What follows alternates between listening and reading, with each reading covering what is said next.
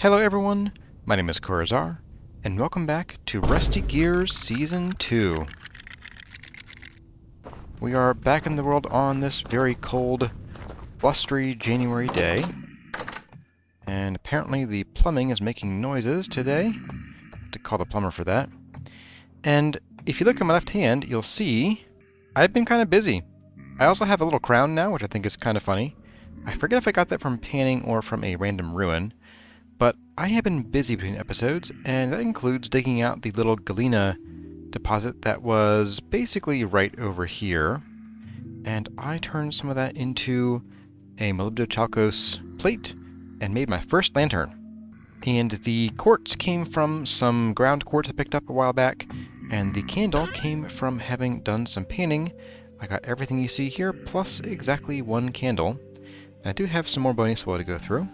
But that isn't the only thing I've been up to. I've actually been quite busy between episodes. Here's a bit of recap of the things I've been up to in preparation for this one. I began by sniffing out some coal with a prospecting pick. First I found a deposit of brown coal, then followed that up with a deposit of black coal in the same mine shaft.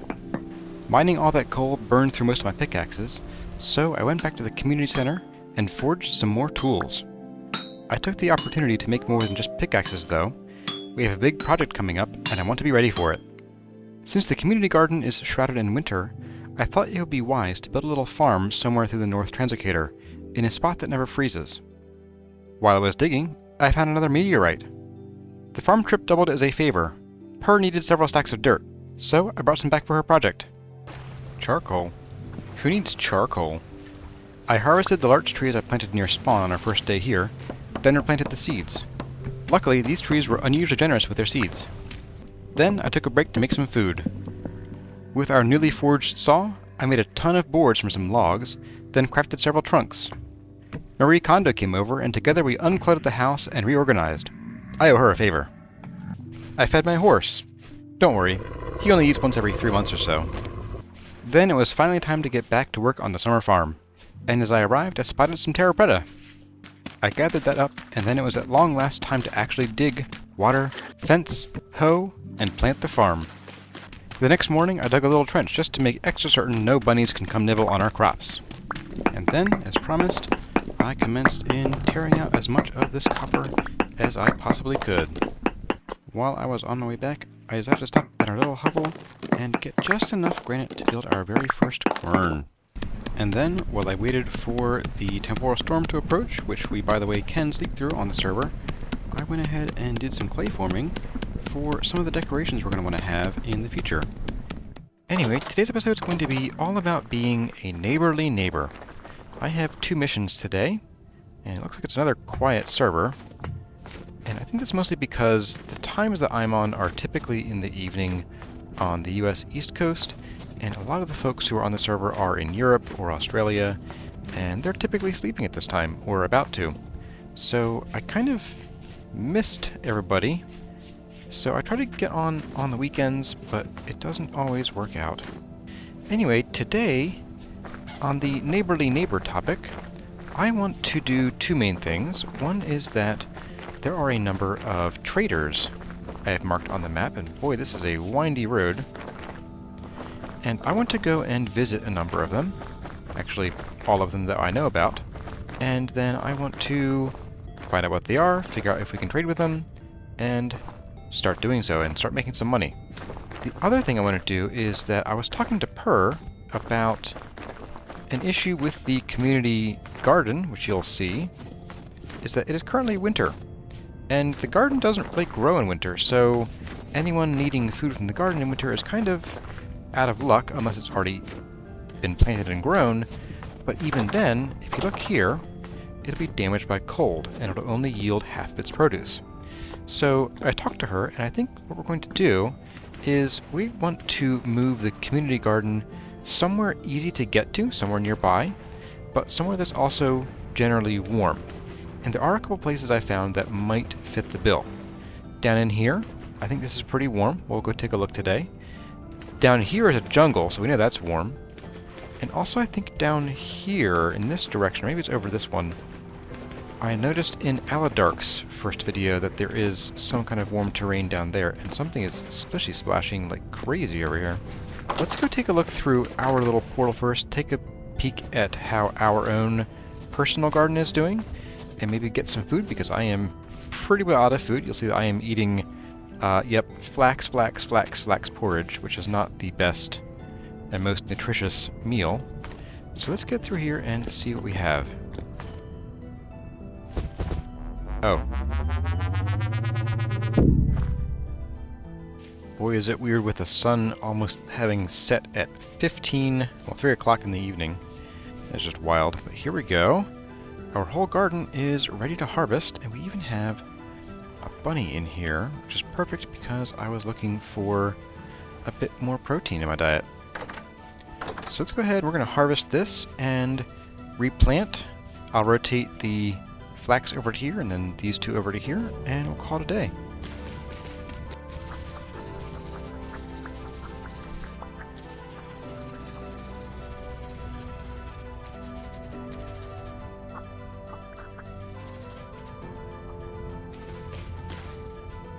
Okay, there we go. We have some onions and some grain that should last us a little while. I'm gonna come in here and hunt this little bugger. Hey, guy. Sorry, buddy. What have you got for me? Anything good and yummy? Yummy, alright. Okay, well, let's get our haul on home, and then we're going to sleep through the night, and then we'll go and check out our neighbors first. I want to go and learn about what traders are in the area of, well, not up here, but down near home. We already have a luxuries trader and an agricultural trader, so that's good to know up here. Oh, any building materials? Yes. And commodities. So we're pretty well set for anything through here at the moment, and hopefully the other traders back near the spawn point will round out a list. Okay, everyone, we are back. We are emptied, except for, I think, one ladder. Perfect. And we are ready to go on a bit of an adventure. We have 1, 2, 3 known trader locations, and I think we can kind of combine the search for traders with the search for a warm biome. So I think what we'll do is we'll head out across this little isthmus here. We'll visit this fellow, or fellowess, and then we'll swing by the jungle and just sort of walk by here to see what the temperature's like here in, what, late January? End of January? We might even stop at some of these ruins. They're probably already ransacked, because we swarm this place like locusts pretty quickly. So I think we'll check that out. Ooh, there might be another trader right there, so we'll check that out too. That could just be a fall tree, though. And we'll see if it's warm here. We'll swing up here, visit this guy, swing up here, visit this guy, and I am having a second guess about this area here. I no longer think that this is a warm biome, because I do see lupins here, so we'll probably just leave that alone. Or, well, we'll visit there and probably have to pass it up. And then, if we don't get a really good mix of like treasure hunters and other stuff up here, then I think we might head down here and see what's down this direction. That's the plan. So let's get running.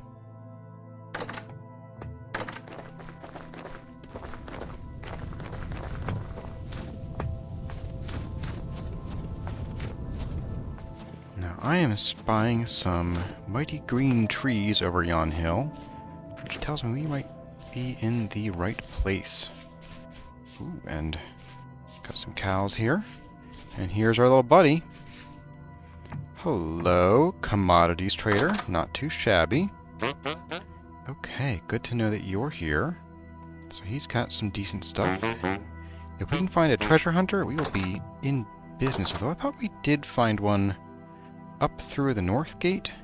I could be wrong. Nope, we did not. Okay. Well, let's mark this one as our next location. Gonna unpin you. Actually, we'll delete you. And then, yeah, we'll head along this way up here and just check the temperature. Yeah, here we go. We've got some savanna, and we got some jungle in the distance. I think this is probably the perfect place for what we're going to do here. It's 14 degrees Celsius, which means pretty much nothing will ever die here in the middle of winter. Maybe we won't settle right next to the cave, but we'll take a quick poke inside. Nothing. Okay. And what else we'll poke? Let's poke some stone, too, while we're at it. Oh, wow. Lots of, well, a lot of very poor minerals here, but that might lead to something nice later. So, yeah, I think we can say quite safely that this might be a pretty good place to set up a communal farm for year-round farming. Now, the only catch that it is kind of far from the main sort of area here, so I want to see if it's still warm up here, because that might be a little easier to get to. We can come across here, build a little bridge, and just have a direct route. Let's go check that out, and we'll also check out our buddy up here when we get there. Now, something about these ruins that has got me thinking is that we haven't found any basalt yet, either down here or up to the north translocator. So it might be worth taking apart some of these to get at some of the materials that we might otherwise struggle to find, at least in the early parts of the game. So I might come back here with a pickaxe between episodes, or maybe even as an episode, although it's sort of just a resource gathering episode. But yeah, I might come back and ransack a lot of these places, just take all the materials, bring them back, because they've already been, you know, rated for their actual goodies. I think the materials, however, might be worth it. So yeah, we'll have to keep that in mind. And the same goes for like that one out there, and there's one in the water. That's the green one that we found, and I think another one in the water over that way. Yep, and whatever that is, if that isn't someone's build. Ooh, soybeans. Don't mind if I do. Some growable, easy to store, long-lived protein? Absolutely. We have another ruin up here, also probably ransacked. Nope, not yet. A tool vessel. Ooh, a copper knife. And copper knife. Okay, cool. Well, I'm going to gather... I'll probably leave these mushrooms, but I will gather the bony soil, and I'm going to organize my inventory a bit with my basket, and I'll meet you all when we are up at our final destination. But I do think, yes, this is going to work out much better. We can do a direct straight line here. It is 17.6 degrees Celsius in winter. That is perfect for growing whatever we want. And the rainfall is common, but not too rainy, which is good, because I think we're all sick of rain, at least if you've been following me on the Vintage Story Guide series. Oh, and this is Phyllite, too. Interesting. Okay, yeah, I'm digging it. I do think we're going to have to come and ransack a whole bunch of these places and just tear them all down. Okay, Mr. or Mrs. Trader. Oh, I think we have one with a bed, which is great, because I'm going to need to sleep here. An artisan. Okay. So, not one that's really part of any major sort of trade loop, but we can bring them some pretty basic and common stuff. We can get a lot of these from panning or from blasting the green stuff. Olivine, there we go. Olivine, not the P word, not the P word. And we can buy some fun stuff from him, but nothing that I'm super jazzed about at the moment. There's this powdered coal. Okay. Anyway, good to know. I'm gonna borrow your bed. I hope you don't mind. You don't mind, right? You don't? Oh, why thank you. Thanks. You're just gonna sit in the stool and watch me like a creep? Okay, good. That's fine. I can deal with that. Consider payment rendered. Yep. Not good. You're looking away. I think he's watching me now. I can kind of feel his up. Yep. I can feel Adachi's eyes in my dreams just following me. Okay, and of course it's still nighttime. But it is only low. So, wow, it gets cold here. Anyway, I'm going to mark this one off of the list. And I'm going to switch over to this one. And I'll see all of you when our friend stops talking to me. I'll see all of you up there. Yes, thank you, buddy. Thank you. And after entirely too many stops to check for ores, we are finally here. What are you? Ooh, a treasure hunter trader.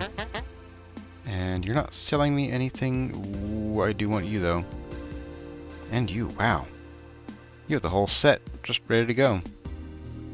If only you were selling some of those tool, or any vessels, really, I would totally invest.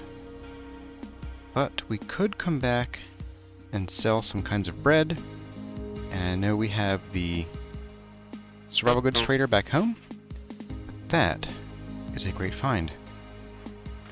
Okay, well, I'm going to take a few more tippy taps around here, maybe between here and down here, and see what's to find. Don't think we took any tippy taps from in here earlier. No, okay. Anyway, I'm going to do that, and then we're going to go ahead and we're going to head back out here.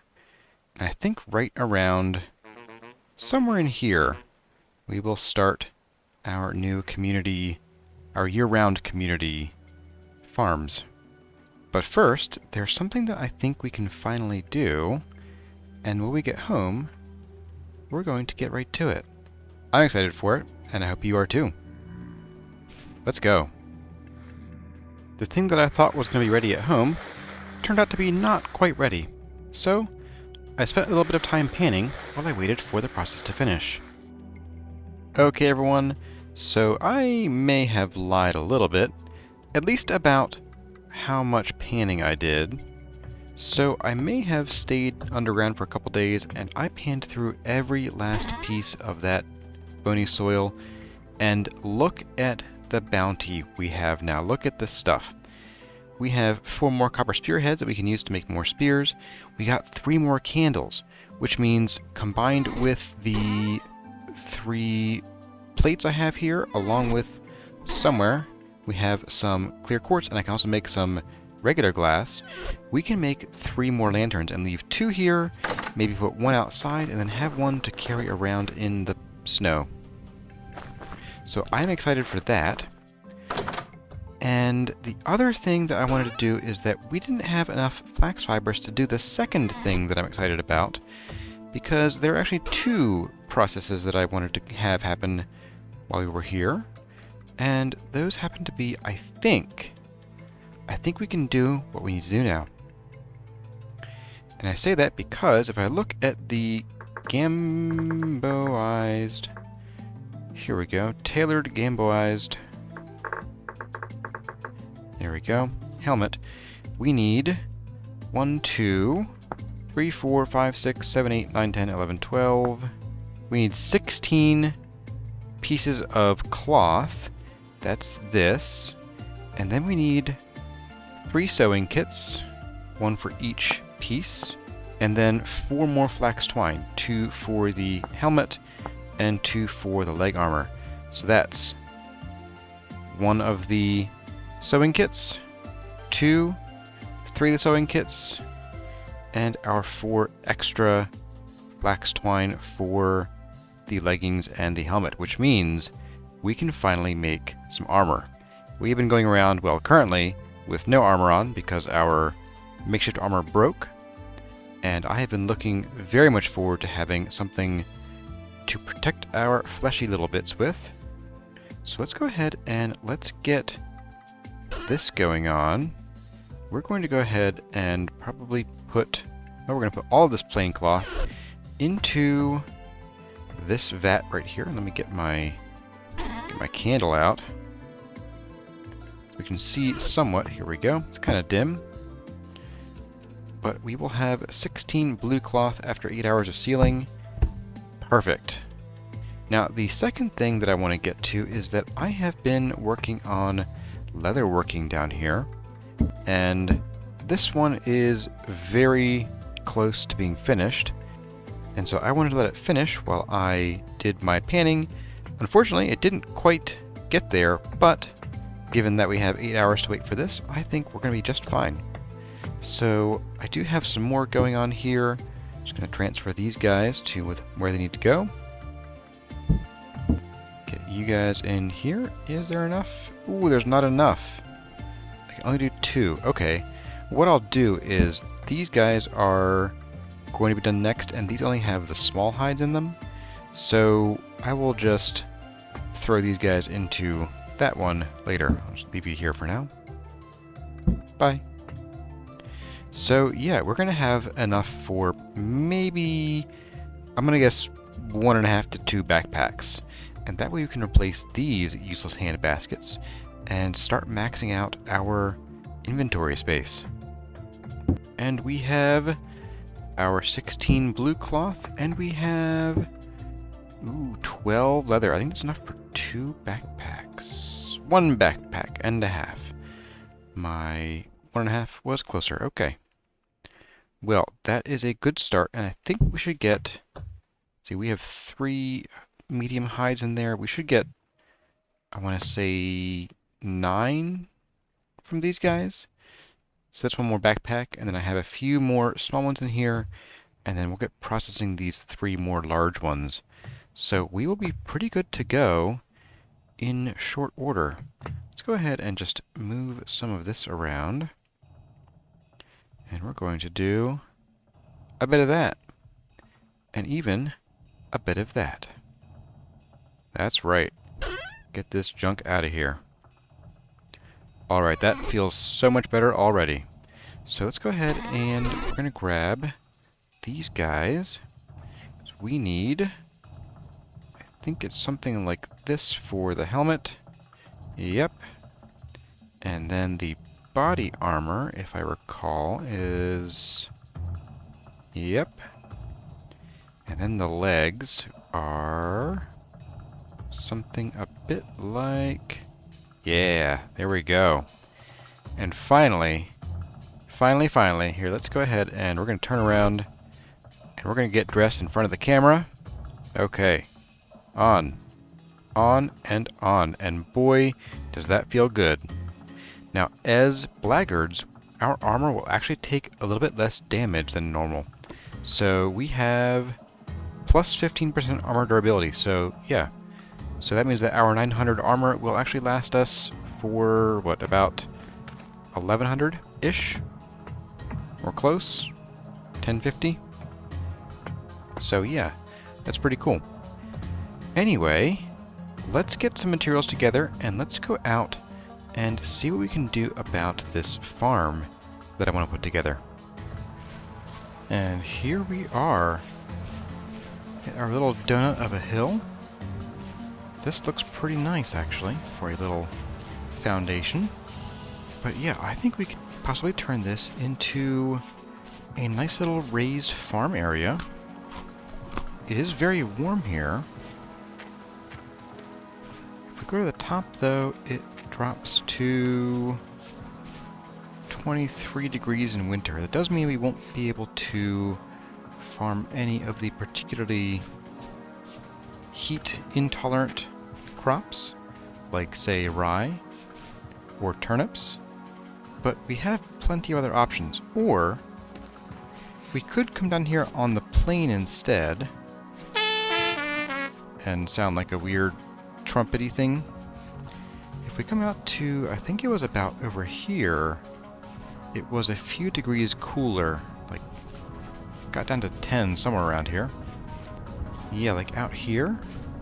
This might actually be better. One, it's a little bit closer, and since this is a bit of a hike from spawn, I think having it a little closer might just be what we need. But also we have much greener grass, so it'll look a little better. You know what? I think this might be actually the better option. And then we can just sort of build whatever we need to around our farm. I'm going to set up a little work camp here, get a bed out and get resting for the night. Probably hunt a couple of these guys to get some meat for my pot. And then let's get to it. Okay, it is the next morning, everyone, and ignore the gorgeous dirt hut behind me. I know you're here to see the crazy building skills of me and my dirt.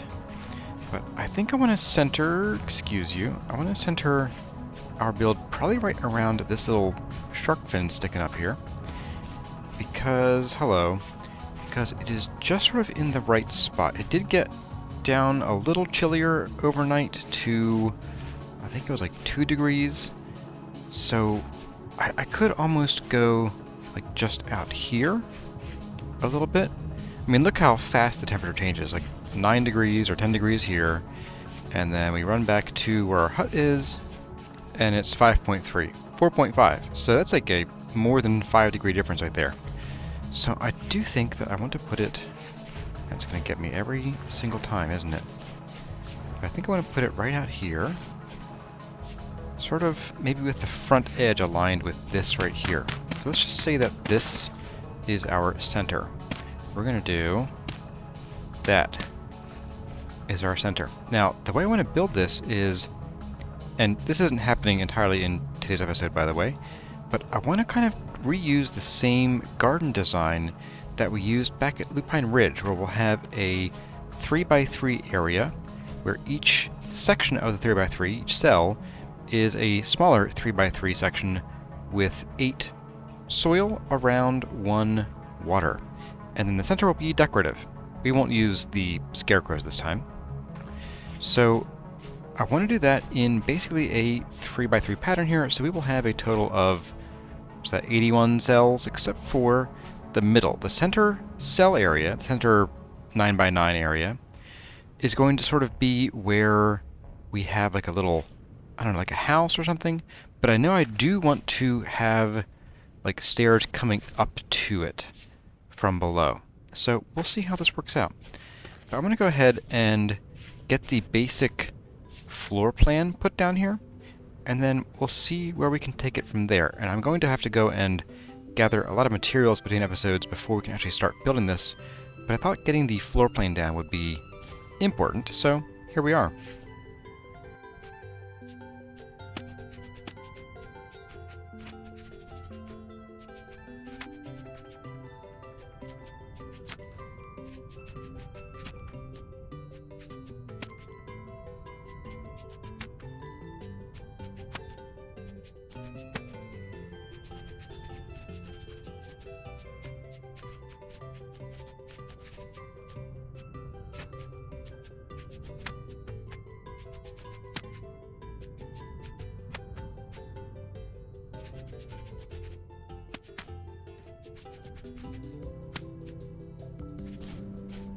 And there we have it. Here is sort of the basic floor plan for where everything will go. Let's get our little butts up here.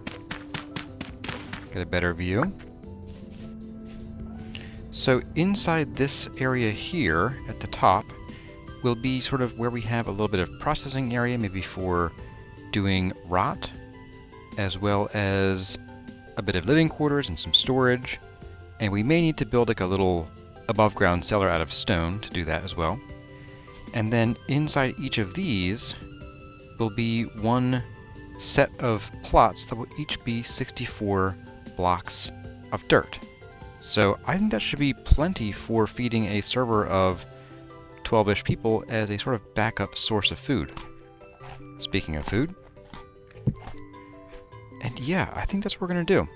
Now, I do need to think about the materials I want to use. I'm probably going to ransack some of these mountains for their stone, but I'm leaning toward, I don't know, maybe something kind of similar to the walk up to Lupine Ridge with the andesite on limestone, but maybe we'll use chalk rather than limestone, and maybe we'll even work some sandstone into it again.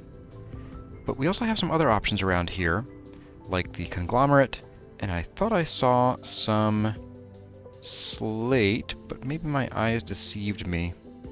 Okay, no, my eyes deceived me. No slate.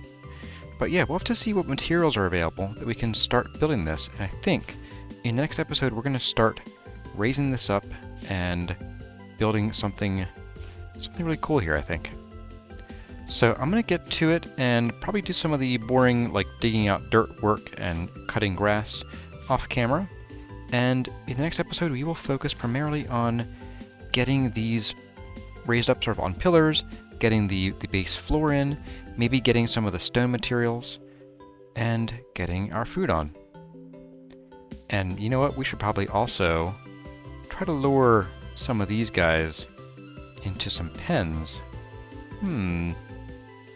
Yes, I do think that would be a good idea. Well, everyone, that is about all the time we have for this episode of Rusty Gears Season 2. I hope you enjoyed our little adventure in meeting our neighbors and scoping out the place where we're going to have our community farms for the long haul. I also hope the addition of the leather and the blue armor was a nice little surprise. I'm very happy to have this so early in the game along with all of our tools. Speaking of tools, we will probably need to replace the ones that we have, and we're kind of getting low on bronze. So I think I may have a little something in store to deal with that going forward too. As always, my name has been Corazar. Thank you all for watching, and I'll see you in the next one.